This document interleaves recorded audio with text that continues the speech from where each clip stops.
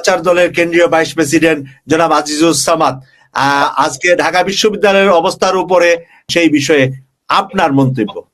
এই অবৈধ ফ্যাসিস্ট হাসিনা সরকারের আমলে মুসলমানরা কোনো সম্মেলন করতে হলে, মুসলমানরা কোনো সভা সমাবেশ করতে হলে এখন অনুমতি নেওয়ার আগে, এটা আমরা কোন দেশে বসবাস করতেছি? এটা হচ্ছে ওই পরিকল্পিত, ওই যে ভারতের র এবং মুসাদরা যে পরিকল্পনা করেছে বাংলাদেশকে ধ্বংস করে দেওয়ার জন্য, সেই পরিকল্পনারই একটা অংশ, যাতে করে আমাদের মুসলমানদেরকে হেয় প্রতিপন্ন করা যায়, যাতে করে মুসলমানদেরকে আপনার ছোট করা যায়, মুসলমানদের মন ভাঙা যায়, মুসলমানরা নিজের দেশে থেকে যাতে করে পরাধীনভাবে থাকে, মুসলমানরা তার অধিকার প্রতিষ্ঠা করতে না পারে, মুসলমানরা তার ডেমোক্রেটিক রাইট প্রতিষ্ঠা করতে না পারে, সেই জন্যই এটা পরিকল্পিতভাবে 2009 সাল থেকে আপনার চলে আসছে। আপনি চিন্তা করেন, ভারতে জুম্মার নামাজে মানুষ মসজিদে নামাজ পড়তে দাঁড়াইছে, জায়গা হয় নাই মসজিদে, রাস্তায় গিয়া জামাত চলতেছে, ওই অবস্থায় পুলিশ বুট দিয়ে মানুষকে নামাজরত অবস্থায় লাথি মারতেছে এবং সরকার সেটা দেখতেছে, ভারত সরকার সেগুলোকে প্রমোট করতেছে।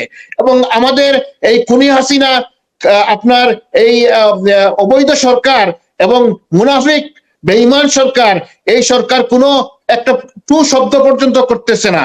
বাংলাদেশে এই যে দুইটা সহোদর ভাইকে আপনার হত্যা করা হলো, এই বিষয়ে কোনো শব্দ নাই। এই চেতনাবাদীরা কোনো আওয়াজ পর্যন্ত করে নাই। বৈধভাবে শেখ হাসিনা ক্ষমতায় আছে, মানুষের ভোটাধিকার নাই, জাতীয় পার্টি তার লেজুর ভিত্তি করতেছে। আমি জাতীয় পার্টির মাহমুদ ভাইকে প্রশ্ন করতে চাই, আপনি যদি মুসলমান হয়ে থাকেন, আপনি কিভাবে এই মুসাদের দালাল এবং রয়ের দালালকে আপনি সাপোর্ট করেন? আমি বিশ্বাস করতে পারি না ইসলামী মূল্যবোধে বিশ্বাসী কোনো মানুষ এই সরকারকে সহ্য করতে পারে, এই সরকারের পাঁচ আটা গোলামের ভূমিকা পালন করতে পারে, এই সরকারকে সাপোর্ট করতে পারে। আমি বিশ্বাস করি না। অনির্বাচিত একটা সরকারকে বৈধতা দিতেছেন এবং অপেক্ষা করেন, দেখেন এই অবৈধ সরকার যদি আরো কিছু যদি ক্ষমতায় থাকে, তাইলে বাংলাদেশের অবস্থা যে আরো কোন পর্যায়ে চলে যাবে। এখন তো শিখরা 10 জন আর 15 জন মিলে মিছিল করতেছে, অথচ আপনার হাজার হাজার মুসলমান যখন রাস্তায় বেরিয়ে পড়ে, তখন পুলিশ কিন্তু মোকাবিলা করতে পারে, পুলিশ কিন্তু আপনার এটাকে ছত্রভঙ্গ করে দিতে পারে। বাংলাদেশের গণতান্ত্রিক অধিকারের জন্য যারা কথা বলে, তাদের মিটিং মিছিলকে আপনার পণ্ড করে দিতে পারে এই শেখ হাসিনার অবৈধ সরকার। আমরা চিন্তা করা উচিত কাকে আমরা ক্ষমতায় রাখতেছি এবং কাকে আমরা ক্ষমতায় রাখতে সাহায্য করতেছি। যারা সাহায্য করতেছে, যারা আপনার এই সরকারকে টিকিয়ে রেখেছে, এরা মুনাফিক, এদের ইমান নাই, এরা ইসলামী মূল্যবোধে বিশ্বাস করে না। অথচ 93% মুসলমানের দেশে যারা বাংলাদেশে বসবাস করতেছে, তাদের ধর্ম পালন করতে গিয়ে যত বাধা দেওয়া হচ্ছে, 5% লোকও হিন্দু না, তাদের উৎসব সবকিছু সুন্দরভাবে চলতেছে বাংলাদেশে।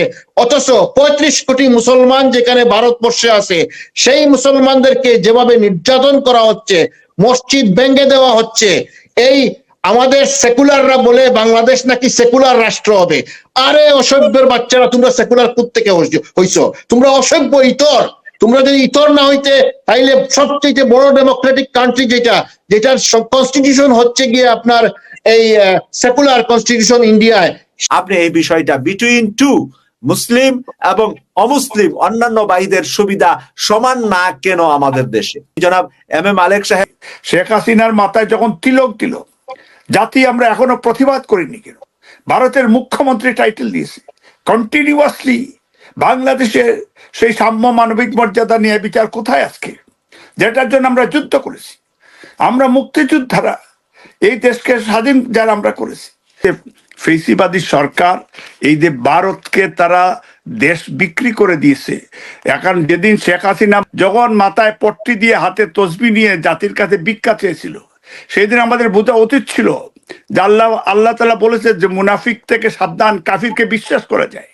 তা আমরা এই যে বাংলাদেশের এই যে শেখ হাসিনার সরকার, এটা ভারতের সরকার, কারণ তারা বিশেষ করে অ্যান্টি মুসলিম একটা সংগঠন যেটার নাম আওয়ামী লীগ। আওয়ামী লীগ হচ্ছে তারা মুরদাদ, এটা অপ্রিয় হলে সত্য, এটা মানতে হবে। Anti Muslim activity in India, same বিষয়টা তাদের এজেন্ট হিসাবে শেখ হাসিনাকে তারা ক্ষমতায় রেখেছে। Because of duty, they going to Muslim, এবং তারা আজকে শুধু মুসলমানকে হত্যা করে তারা ক্ষান্ত হবে না, এই দেশটাকে তারা ইন্ডিয়া নিয়ে গেছে।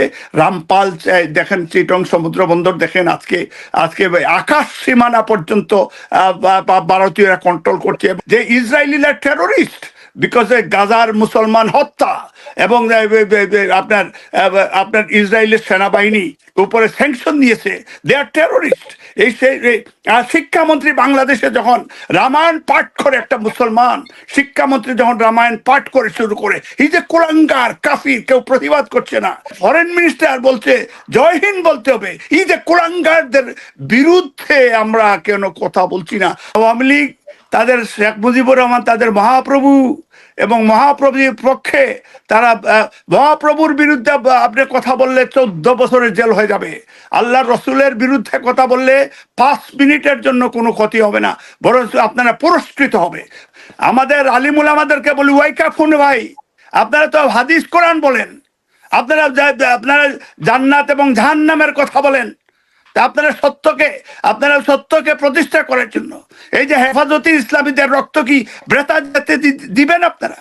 অনেক আলিমুলা আমারা, কিছু সংখ্যক উচ্চবিলাসী আলিম, তারা যেখানে শেখ হাসিনার পা ছাটা গুলাম, তারা যখন পার্লামেন্টে অনেক আলিমুল আমরা বক্তব্য দিয়ে শেখ হাসিনাকে আপনার জান্নাতের সার্টিফিকেট দিয়ে দিচ্ছে, তা আমরা কেন হাতে চুড়ি দিয়ে আমরা কেন বসে থাকবো? I want to know this things. কারণ আমরা কেন আমাদের ইমানি জুস কি নাই? আমরা কি কুফুরদের কাছে আমরা কি জিম্মি থাকবে বাংলাদেশ? অত্যন্ত গুরুত্বপূর্ণ একটা সাবজেক্ট, সুদূর প্রসারী, মুসলমানদেরকে নিয়ে সুদূর প্রসারী এবং দীর্ঘমেয়াদী দুর্বিসন্ধি, এবং এক ধরনের এটাকে মুসলমানদেরকে ভারতবর্ষ থেকে বিতাড়িত করার এবং দ্বিতীয় শ্রেণীর নাগরিক হিসাবে মুসলমানদেরকে রাখার একটা সুদূর প্রসারী প্ল্যান চলছে, এবং সেটা নেতৃত্ব দিচ্ছে পার্শ্ববর্তী একটা দেশ। এবং আমাদের দেশে তাদের কিছু প্রেতাত্মা আছে, আপনারা জানেন, তারা তাদের ম্যাপটা, তারা বর্তমান ভারতের যে ম্যাপটা, তারা সেটাও কিন্তু চয়েস করছে। এই যে আবার পুনরাকত্রীকরণের যে প্রয়াস, তাহলে কি আমরা পাকিস্তান আন্দোলনে আমাদের মুসলমানরা সবচেয়ে বেশি, বাঙালি মুসলমানরা সবচেয়ে বেশি রক্ত দিছে, জীবন দিছে, জান দিছে, মেয়েরা জান দিছে, আব্রু দিছে এই পাকিস্তানের জন্য এবং বাংলাদেশের জন্য, তাহলে কি তাদের এই রক্ত বৃথা যাবে?